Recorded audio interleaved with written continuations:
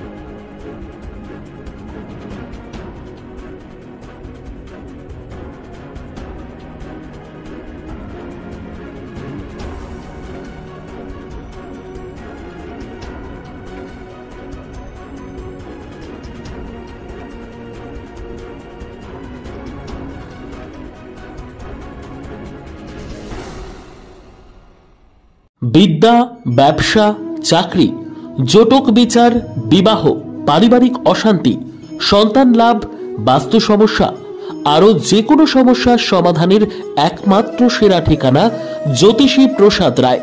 আর দেরি না করে আজই চলে আসুন প্রসাদ রায়ের কাছে।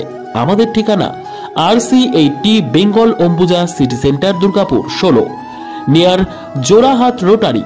ফোন নম্বর 7407250555 অথবা 9064620441।